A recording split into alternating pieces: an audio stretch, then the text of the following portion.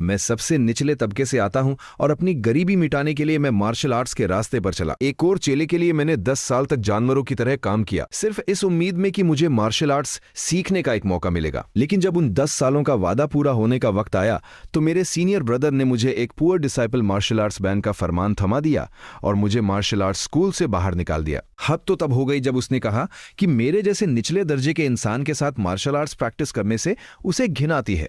पर उसे इस बात का बिल्कुल अंदाजा नहीं था कि वो अपने इस फैसले पर बहुत जल्द पछताने वाला है। उस वक्त वो लंबे चोगे वाला आदमी बड़ी बेरुखी से बोला था, तुम जैसे लोगों को अपने साथ मार्शल आर्ट्स प्रैक्टिस करते देखकर मुझे लगता है जैसे मार्शल आर्ट्स गंदा हो गया है, सिर्फ इस वजह से। लेकिन सीनियर ब्रदर, आपने तो खुद मुझसे वादा किया था कि अगर मैं 10 साल काम करूंगा तो आप मेरी सिफारिश एक मास्टर से करेंगे। आप तो मशहूर जेंटलमैन सॉर्ड है, आपकी जबान की तो कीमत होनी चाहिए। जब आपने वादा किया था तो ठीक है, मैं अपनी बात दूसरे तरीके से कह देता हूं, तुम्हारे बर्ताव में खोट है। तुम टेस्ट में फेल हो गए हो और तुम्हें मार्शल आर्ट स्कूल से निकाल दिया गया है। मेरे बर्ताव में खोट है, यह सुनकर मुझे बहुत अजीब लगा। ये तो बस मुझे निकालने का एक घटिया बहाना था। अब मुझे सब कुछ समझ आ रहा था। ये जो खुद को जेंटलमैन सॉर्ड कहता है, इसने कभी भी अपना वादा निभाने का सोचा ही नहीं था। चलो, हम एक ही स्कूल में रहे हैं, इसलिए मैं तुम्हें आखिरी बात बता देता हूं। 1 महीने बाद वुहांग में एक बड़ा कंपटीशन होने वाला है जो निचले तबके के लोगों की किस्मत तय करेगा। तुम भी उसमें हिस्सा ले सकते हो, पर अगर तुम निचले दर्जे के मार्शल आर्टिस्ट में से 3 मैच नहीं जीत पाए तो तुम्हें स्कूल में आना तो दूर, घर पर भी मार्शल आर्ट्स प्रैक्टिस करने की इजाजत नहीं होगी। अपने घर पर भी तुम मार्शल आर्ट्स प्रैक्टिस नहीं कर पाओगे। उसके ये आखिरी लफ्ज मेरे दिल में तीर की तरह चुभ गए। और हाँ, मैं उस कंपटीशन में शी फैमिली की तरफ से लड़ूंगा और मैं किसी भी निचले दर्जे के इंसान को जीतने नहीं दूंगा। अगर तुम मेरे सामने आए तो मैं कसम खाता हूं कि मैं तुम्हें जान से मार दूंगा। जेंटलमैन सॉर्ड की इस बात ने मेरी आखिरी उम्मीद भी तोड़ दी। क्या मैं सच में अब कभी मार्शल आर्ट्स प्रैक्टिस नहीं कर पाऊंगा? मुझे याद नहीं कि मैं उस स्कूल से कैसे बाहर आया। सब कुछ जैसे बेजान और बेरंग हो गया था। मैं बस बिना किसी होश के चलता रहा जब तक मेरी नजर मेरे जाने पहचाने डोर प्लेट पर नहीं दड़ी। तब तक मेरी आंखों में कोई हलचल नहीं थी। मैं घर पहुंच गया था, पर मैं अपने पापा को अपनी परेशानी नहीं बता सकता था। ओहोंग, तुम आ गए, चलो खाना खा लो। रोज की तरह मैं बैठ के खाना खाने लगा। अंदर से इतना दुख था कि गले से एक निवाला भी नहीं उतर रहा था, पर मैं ऐसा दिखा रहा था जैसे मुझे खाना बहुत पसंद आ रहा हो। मुझे पता था कि ये खाना मेरे पिता ने सुबह से रात तक रिक्शा खींचकर कमाया है। इतने सालों से उन्होंने चुपचाप इस घर का सारा बोझ अपने कंधों पर उठाया हुआ है। आज की प्रैक्टिस कैसी रही? मैं क्या जवाब दूं? बहुत अच्छी। सीनियर ब्रदर ने कहा कि मुझ में बहुत टैलेंट है और उन्होंने वादा किया है कि अगले महीने वो मुझे एक मौका दिलाएंगे। मुझे थकावट ना हो इसलिए उन्होंने मुझे कुछ दिनों की छुट्टी भी दे दी है। वाह, मुझे पता था कि मेरा अहोंग एक जीनियस है। तुम पक्का बहुत कामयाब होगे। मेरे पिता इतने पतले हैं जैसे कोई कागज हो। मुझे नहीं पता कि वो भारी रिक्शा कैसे खींच लेते हैं। उनकी थकी हुई आंखों में उस वक्त एक सच्ची खुशी थी। पापा, आप भी इतना काम मत किया करो। जब मैं मास्टर बन जाऊंगा तो हम एक बड़ा और साफ घर लेंगे और आप आराम करना। अहोंग, तू भी ज्यादा मेहनत मत कर, कोई जल्दी नहीं है। अपने पिता की वो गर्व भरी मुस्कान देखकर मैंने अपने आंसुओं को बहने से रोका। मैं उन्हें नहीं बता सकता था कि मुझे स्कूल से निकाल दिया गया है। मैं उन्हें यह भी नहीं बता सकता था कि 1 महीने बाद मेरा सब कुछ खत्म होने वाला है। क्या मैं सच में अपनी पूरी जिंदगी मार्शल आर्ट्स प्रैक्टिस नहीं कर पाऊंगा? नहीं, मैं हार नहीं मानूंगा। Martial arts god ascension fate, martial arts god ascension effect 1। आज से मेरी 1 दिन की प्रैक्टिस 1 साल के बराबर होगी। इफेक्ट 2, मेरा मार्शल आर्ट्स कभी कमजोर नहीं होगा। मैं कभी गलत रास्ते पर नहीं जाऊंगा। मैं हमेशा सही दिशा में आगे बढ़ूंगा और मेरे तरक्की की कोई सीमा नहीं होगी। 1 दिन में 1 साल की पावर, अगर मैं 1 साल प्रैक्टिस करूं तो वो 300 to 400 साल की पावर के बराबर होगी। फिर भले ही मेरे अंदर कोई खास टैलेंट ना हो, तब भी मैं एक टॉप लेवल एक्सपर्ट बन सकता हूं। मुझे आखिरकार अपने घर की किस्मत बदलने की उम्मीद मिल गई थी। मुझे इसे अभी आजमाना है। खाना खाने के बाद मैं सीधा दूसरी मंजिल पर बने अपने छोटे और पुराने प्रैक्टिस रूम में गया। मैं सामने रखे सन बैग को घूरने लगा। चलो देखते हैं कि ये फेट कितना ताकतवर है।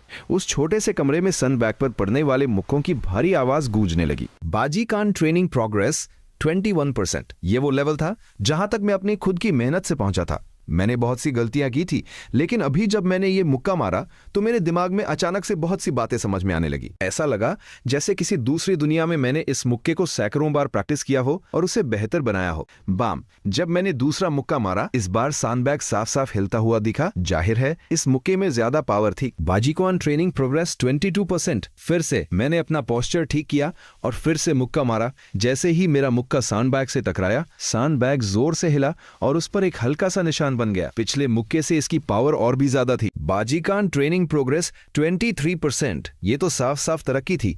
ये एहसास पहले से बिल्कुल अलग था। जब मैं अंधेरे में तीर मार रहा था, मुझे इसमें मजा आने लगा। Boom boom boom. हर मुक्के के साथ वो भारी सैंडबैग जिसे पहले हिलाना मुश्किल था, अब मेरे मुक्कों की ताकत से जोर जोर से हिल रहा था और झूल रहा था। धीरे धीरे वो मेरे मुक्कों के आगे एक खिलौने जैसा बन गया। प्रैक्टिस और प्रैक्टिस, ये एहसास कि हर मुक्के के साथ मैं और ताकतवर हो रहा हूं। मुझे इसका नशा सा हो गया। जब तक मुर्गे की बांग नहीं सुनाई दी, तब तक मुझे होश नहीं आया। भूख के मारे मेरी आंखें धुंधला रही थी।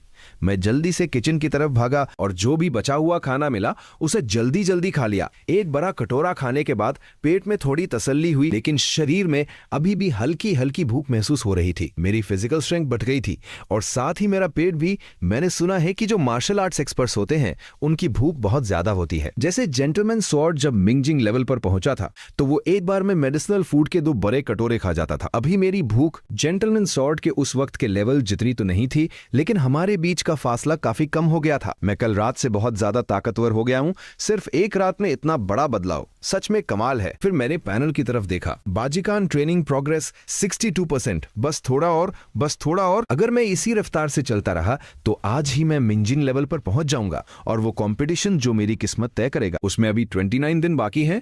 कल उस जेंटलमैन स्वॉर्ड की कही हुई बेरुखी भरी बातें मेरे कानों में फिर से गूंजने लगी। कल की सब बातें याद करके मेरे अंदर एक अजीब सा गुस्सा भर गया। 29 दिन बाद उस कंपटीशन में मैं जिनमैन के सारे मार्शल आर्टिस्ट के सामने उस जेंटलमैन स्वॉर्ड को पीट पीट कर मार डालूंगा। तभी मुझे अपने उस छोटे से लिविंग रूम से किसी के हंसने और बात करने की आवाज आई। वो आवाज हमारी पुरानी पड़ोसन आंटी वू और उनकी बेटी जांग तिंग की थी। थोड़ी देर उनकी बातें सुनकर मुझे समझ आ गया। असल में जांग तिंग ने जिनमैन नॉर्मल स्कूल में एडमिशन ले लिया था और वो विदेश से जिनमैन वापस आई थी, इसलिए वो हमसे मिलने आ गई। Women's normal school. मैं थोड़ा हैरान हुआ। जो वहां एडमिशन ले उसे लोग बहुत होशियार मानते हैं। वो कोई आम इंसान नहीं होती और मेरे पिता जिस तरह से बात कर रहे थे, ऐसा लग रहा था कि वो मेरी और जांग तिंग की जोड़ी बनाना चाहते। भले ही हम दोनों की प्रजाई और रुतबे में जमीन आसमान का फर्क था और हमारी जोड़ी किसी भी तरह से मेल नहीं खाती थी, लेकिन मेरे पिता के लिए उनका बेटा ही सबसे बेस्ट था। थोड़ी देर बाद मेरे पिता और आंटी वो कोई बहाना बनाकर वहां से चले गए। जब तुम 9 साल के थे तभी तुम मार्शल आर्ट स्कूल चले गए थे। अब तुम्हारा ये अंदाज देखकर लग रहा है कि तुम किसी मार्शल आर्ट्स एक्सपर्ट जैसे दिखते हो। तुम तो मिंजिंग लेवल पर पहुंच ही गए होगे। लियांजिंग, मिंगजिंग, आंजिंग और हुआजिंग, ये मार्शल आर्ट्स के 4 मशहूर लेवल्स हैं, जिनमें में अगर कोई मिंजिंग लेवल तक पहुंच जाए तो उसे एक्सपर्ट माना जाता है।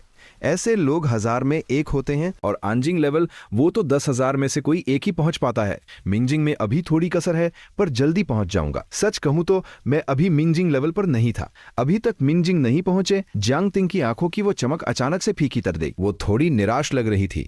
मैंने सुना है कि मिंजिंग से पहले के लियांजिंग लेवल के 4 हिस्से होते हैं।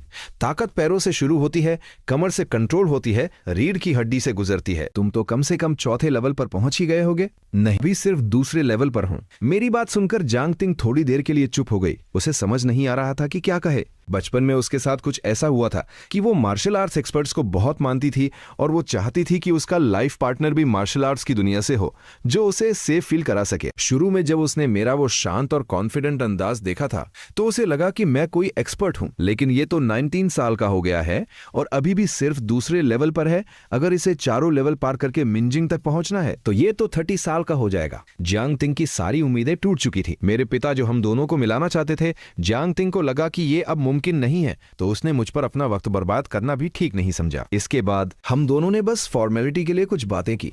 फिर जांग तिंग अपनी जगह से उठी और बड़ी तमीज से मेरे घर से चली गई।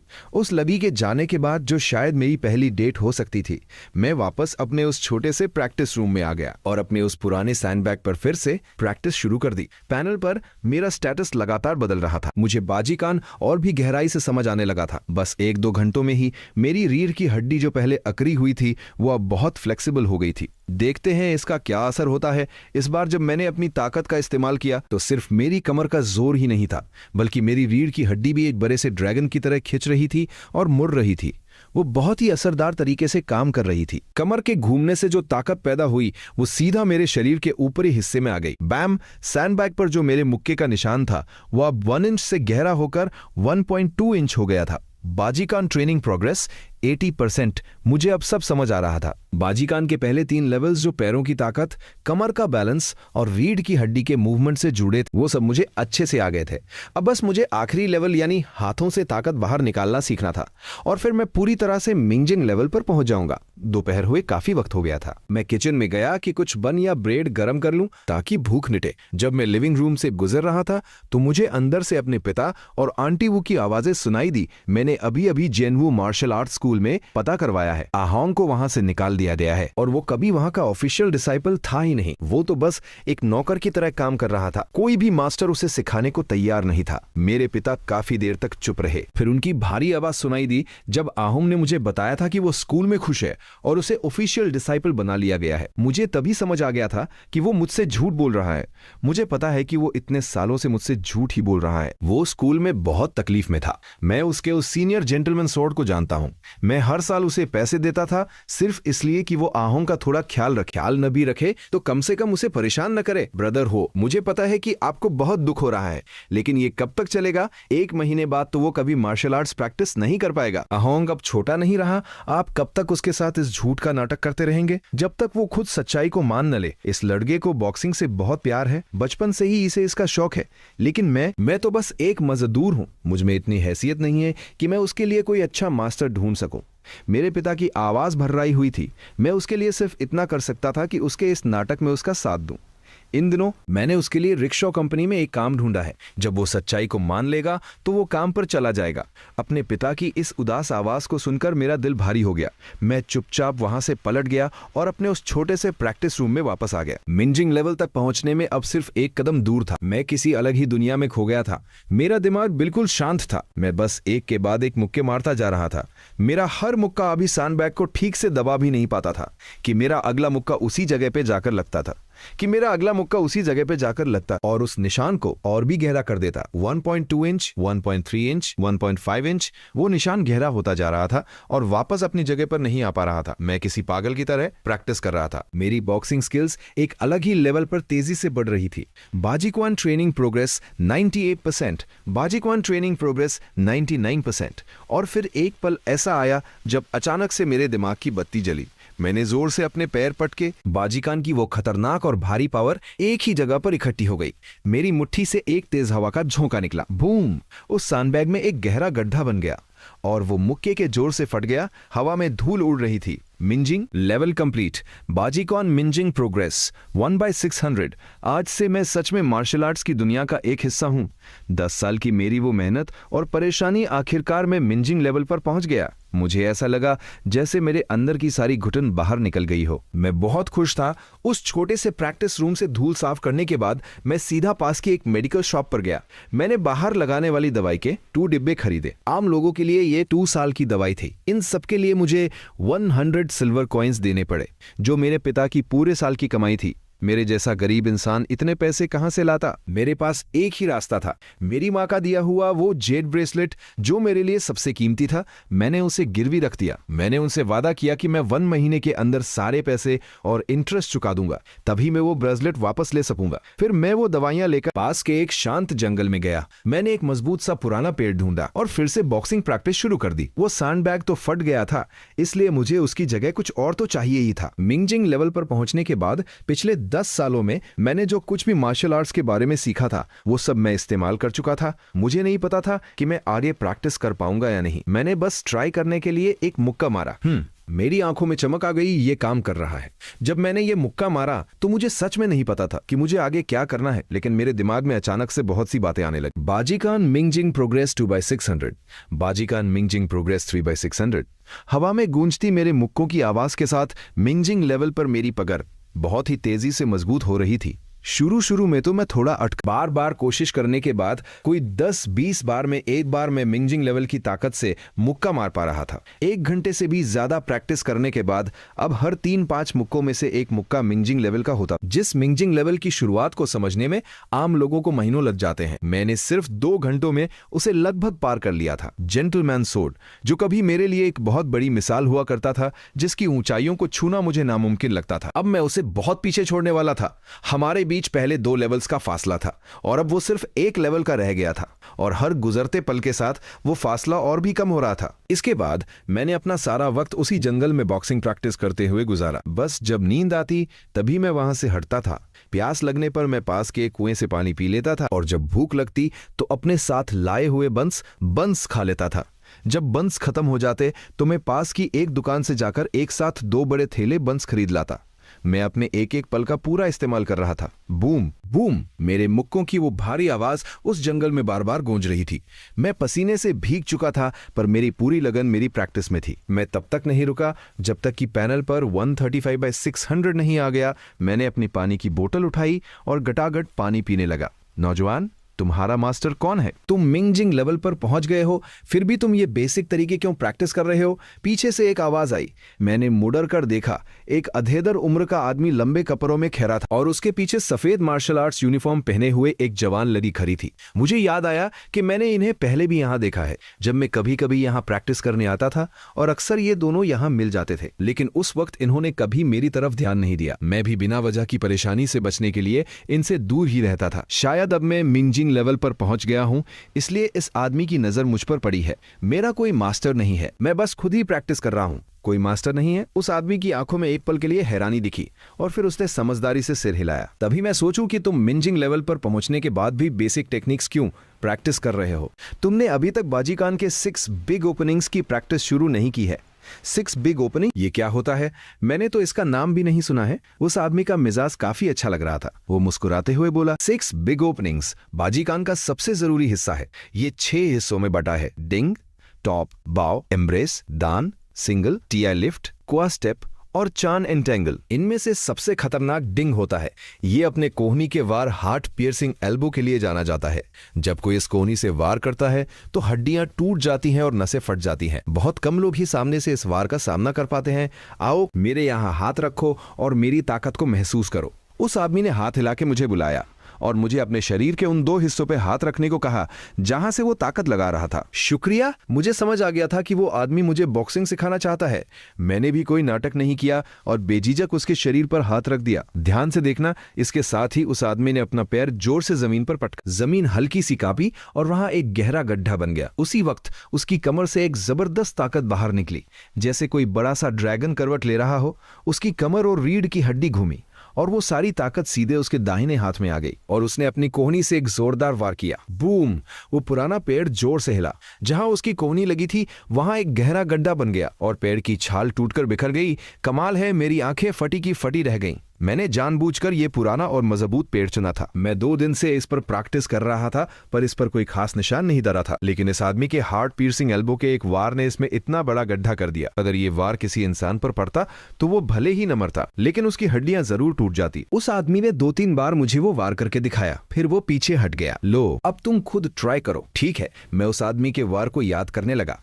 पैर पटकना, कमर घुमाना, हाथ उठाना और कोहनी से वार करना। बाजीकान मिंजिंग प्रोग्रेस 136/600। मेरी आंखों में चमक आ गई। बाजीकान की एक नई टेक्निक सीखने के बाद मेरे पैनल पर मेरा प्रोग्रेस एक पॉइंट बदल गया था। मैंने सही सोचा था। मुझे समझ आ गया कि मैं किसी मार्शल आर्ट को कितना समझता हूँ। ये सब मेरे पैनल के प्रोग्रेस पर निर्भर करता है। अगर मैं सिर्फ अपने आप से सब कुछ सीखता रहा तो मैं सब कुछ सीख तो जाऊंगा, लेकिन इसमें मेरा बहुत वक्त और बहुत मेहनत लगेगी। लेकिन अगर मैं किसी एक्सपर्ट से सीखूंगा तो मुझे खुद से सब कुछ ट्राई करने और समझने की जरूरत नहीं पड़ेगी।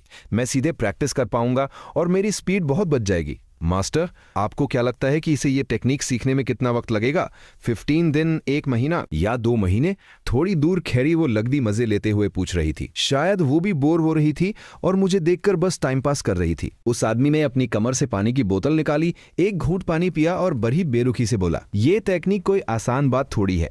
अगर ये लड़ाका उम्र में मिंजिंग लेवल पर नहीं पहुंचता तो मैं इसे पलट कर भी नहीं देखता। बाजीकान में हार्ट पियर्सिंग एल्बो बहुत मशहूर है, पर इसे सीखना कोई बच्चों का खेल नहीं है। इसके लिए ताकत को बिल्कुल सही तरीके से कंट्रोल करना आना चाहिए। अगर थोड़ी सी भी गलती हुई तो सब गड़बड़ हो जाएगा। बहुत से लोग इसकी प्रैक्टिस करते हुए गलत रास्ते पर चले जाते हैं और उन्हें पता भी नहीं चलता। अगर उन्हें कोई एक्सपर्ट सही रास्ता ना दिखाए तो शायद वो अपनी पूरी जिंदगी में भी अपनी गलती न सुधार पाए। मेरी नजर में अगर ये 1 महीने में भी इसे सीख ले तो ये एक बहुत अच्छा मार्शल आर्टिस्ट बन सकता है। चलो अब चलते हैं।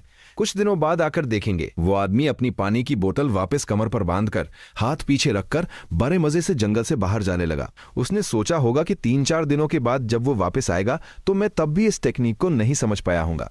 फिर अगर मैं अपना घमंड छोड़कर उससे मदद मांगूंगा तो वो मुझे थोड़ा और सिखा देगा। कुछ दिनों बाद इसमें क्या देखने वाला है। मास्टर ब्रदर को भी इस टेक्निक को सीखने में 10 दिन लग गए थे, जबकि उन्हें तो पिछली जनरेशन का सबसे बड़ा जीनियस कहा जाता था। क्या ये लगरा मास्टर ब्रदर से भी ज्यादा होशियार है? वो लगरी हंसते हुए बोली, इतनी उम्मीदें मत रखो। तुम्हारे मास्टर ब्रदर कोई आम इंसान थोड़ी हैं। जब मैं जवान था तो वो मुझसे बस थोड़े ही पीछे थे। अपने सबसे बड़े डिसाइपल का नाम सुनते ही उस आदमी के चेहरे पर एक खुशी सी छा गई। उसका डिसाइपल मार्शल आर्ट्स की दुनिया में एक चमकते सितारे की तरह था। उसने ये टेक्निक 10 दिनों में सीखी थी और ये आदमी जब ये जवान था तो इसने इसे सिर्फ 3 दिनों में सीखा था। उस लगी ने बहुत ही रिस्पेक्ट से पूछा, मुझे लगभग 3। तभी पीछे से मुक्कू की एक बहुत ही तेज और भारी आवाज आई। उस आदमी और लगरी ने हैरान होकर पीछे मुड़कर देखा। उनकी आंखें खुली की खुली रह गईं। मेरे सामने वाले उस पुराने पैर पर कोनी से वार करने का एक बहुत ही गहरा और साफ निशान बन गया था। हार्ट पियर्सिंग एल्बो मैंने सीख लिया। ये कैसे हो सकता है? अभी तो बस 2 मिनट हुए हैं और इसने ये टेक्निक सीख भी ली। भले ही मैं बाजीकान का सबसे बड़ा मास्टर ली शुक्सिंग हूं, जिसे लोग गॉड ऑफ स्पीयर कहते हैं, पर आज मुझे अपनी ही काबिलियत पर शक हो रहा है। मास्टर, आप अभी क्या कह रहे थे? आपने ये टेक्निक कितने दिनों में सीखी थी? उस लग्गी ने हैरान होते हुए पूछा। ली शुशिंग थोड़ी देर चुप रहा, फिर उसने आसमान की तरफ देखकर बहुत ही शांत आवाज में कहा, मुझे 3 वाक्य बोलने का वक्त लगा था। ये नौजवान काफी अच्छा है। ये तो बिल्कुल मेरे जैसा है। 3 वाक्य बोलने का वक्त। उस लग्गी ने शक भरी नजरों से देखा। तभी उसने देखा कि उसके मास्टर मुस्कुराते हुए हो योहोंग की तरफ जा रहे हैं। उसका चेहरा एकदम से बदल गया। मास्टर, कहीं आप इसे अपना डिसाइपल तो नहीं बनाने वाले? क्या तुम्हें लगता है कि ये लड़का तुम्हारा जूनियर ब्रदर बनने के लायक नहीं है? ली शुसिंग ने हंसकर कहा, नहीं, मेरा वो मतलब नहीं था। पर जिनमैन मार्शल आर्ट्स एसोसिएशन ने एक नया नियम बनाया है। अब कोई भी मार्शल आर्ट्स स्कूल गरीब तबके के लोगों को डिसाइपल नहीं बना सकता। अगर हमने ये नियम तोड़ा तो सारे मार्शल आर्ट स्कूल्स हमारे खिलाफ हो जाएंगे। वो लगली हो यूहेनहोंग की तरफ देखकर परेशान हो रही थी। ली शुशिंग की आंखों में उस लबले के लिए एक अलग ही इज्जत थी। ये लग रहा मार्शल आर्ट्स के लिए ही बना है। इन अमीर गरीब के भेदभाव की वजह से इसका टैलेंट बर्बाद नहीं होना चाहिए। एसोसिएशन जो भी करेगा मैं सब संभाल लूंगा।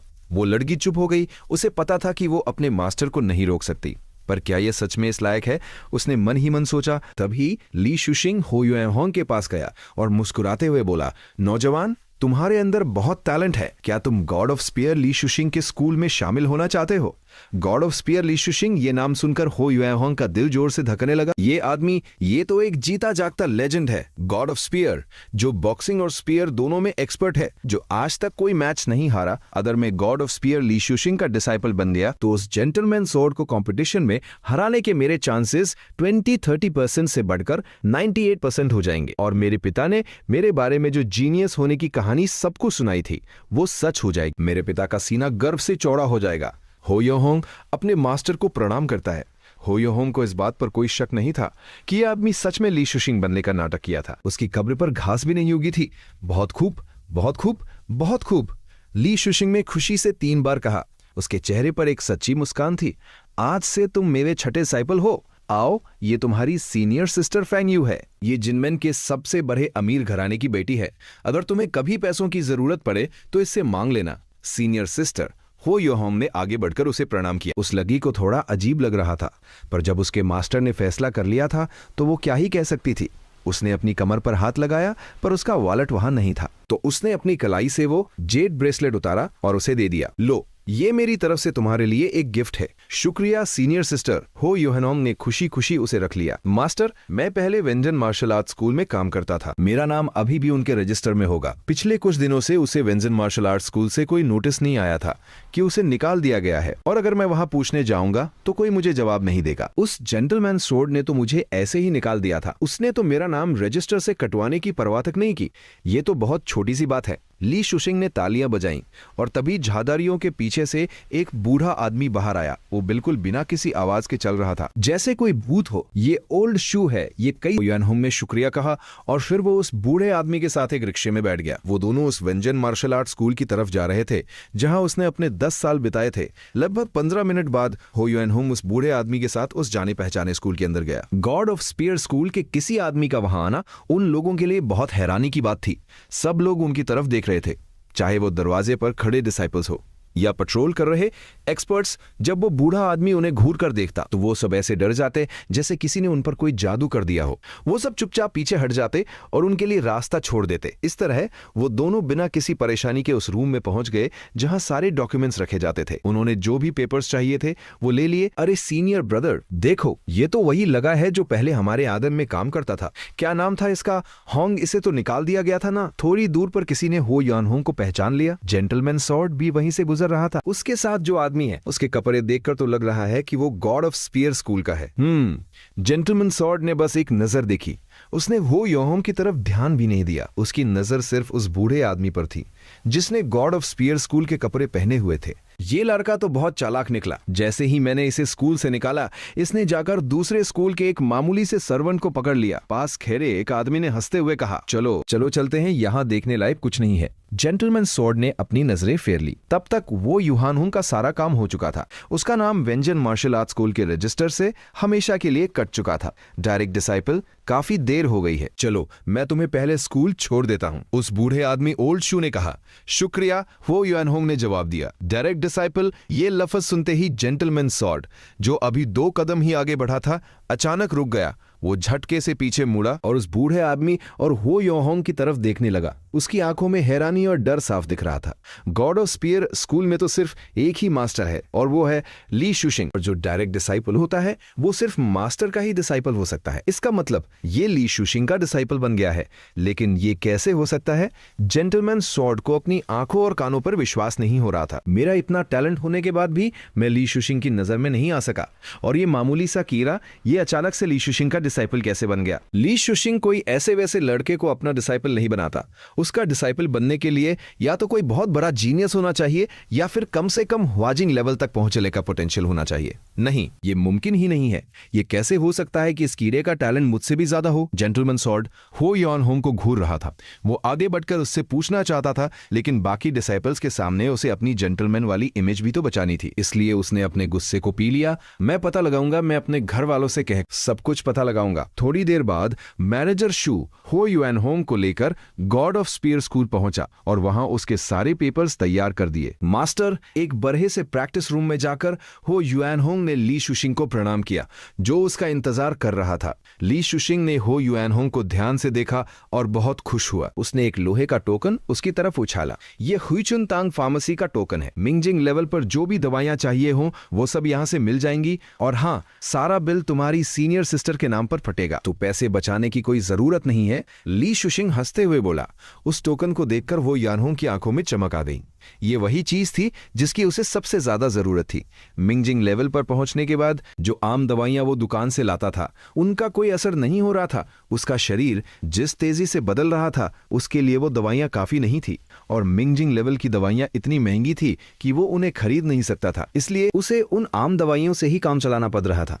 लेकिन अब अपने मास्टर से ये टोकन मिलने के बाद उसे मिंगजिंग लेवल पर अपने शरीर की कमजोरी की कोई फिक्र नहीं थी। चलो, अभी काफी वक्त है, आज मैं तुम्हें कुछ असली टेक्निक्स सिखाता हूं। बाजिकान की टेक्निक्स स्पीयर से ही बनी है। बॉक्सिंग और एल्बो टेक्निक्स, ये सब भी स्पीयर का ही हिस्सा है। जब कोई एक्सपर्ट लेवल पर पहुंचता है तो उसकी बॉक्सिंग और स्पीयर टेक्निक्स एक हो जाती है। जब तुम अपनी कोहनी से वार करते हो तो वो किसी स्पीयर की तरह लगता है, उसमें बहुत ज्यादा पावर होती है। इसलिए जब तुम प्रैक्टिस करो तो एक स्पीयर के साथ प्रैक्टिस करना। ये कहते हुए ली शुक्सिंग ने पास रखे एक स्टैंड से एक सफेद रंग का स्पीयर उठा लिया। फिर उसने एक एक बात बहुत ध्यान से समझाई। सारी बातें समझाने के बाद ली शुक्सिंग ने एक गहरी सांस ली। उसने अपना दाहिना पैर जोर से जमीन पर पटका और अपने हाथ में पकड़े उस स्पीयर से सामने की तरफ वार किया। सूश, एक हल्की सी आवाज आई और उस स्पीयर का कोना सामने दीवार पर रखे हुए कुछ कागजों के आर पार हो गया। फिर उसने उस स्पीयर को बड़ी ही आसानी से वापस खींच लिया। जब ली शुशिंग ने वो स्पीयर वापस रखा तो वो योहान ने उन कागजों को ध्यान से देखा। उसने देखा कि उन कागजों की 10 तहें बनी हुई थी और उन 10 कागजों के बीच में एक बहुत ही साफ और गोल छेद था। ऐसा लग रहा था जैसे किसी ने उस स्पीयर से वार नहीं किया, बल्कि किसी मशीन से बहुत ही सफाई से उसे काटा हो। ये तो कमाल का कंट्रोल है। फिर ली शुक्सिंग ने उसे एक दो बार और करके दिखाया और फिर वो स्पीयर वो यूहान होंग को देकर अपने हाथ पीछे बांधकर वहां से चला गया। इतनी जल्दी आपने उसे और क्यों नहीं सिखाया? बाहर खड़ी सीनियर सिस्टर फैंग यू ने पूछा। पहले उसे खुद प्रैक्टिस करने दो, उसे पता चलना चाहिए कि असली टेक्निक्स और बाहर के आम मार्शल आर्ट्स में क्या फर्क होता है। कहीं उसमें घमंड ना आ जाए। मास्टर आपने उसे क्या सिखाया है? कागज में छेद करना। उस जमाने में हमारे सबसे बड़े सीनियर ब्रदर ने न जाने कितने कागज बर्बाद कर दिए थे, पर वो इसे सीख नहीं पाए थे। वो तो इतने परेशान हो गए थे कि उन्हें खुद पर शक होने लगा था, और आपने एक नए लगरे को ये टेक्निक सिखा दी बिना कोई बेसिक सिखाए। फांग यू ने हैरानी से पूछा, इसमें क्या बड़ी बात है? जब मैं इस स्कूल में नया आया था तो मेरे मास्टर ने भी मुझे यही टेक्निक सिखाई थी। वो मुझे डराना चाहते थे। ली शुक्सिंग हाथ पीछे बांधकर मजे से बाहर की तरफ चल रहा था। पर मैंने किसी से मदद नहीं मांगी। सिर्फ 5 दिनों में मैं उस कागज में छेद करने लगा था। मैंने अपने मास्टर से बस आधा महीना कम वक्त लिया था।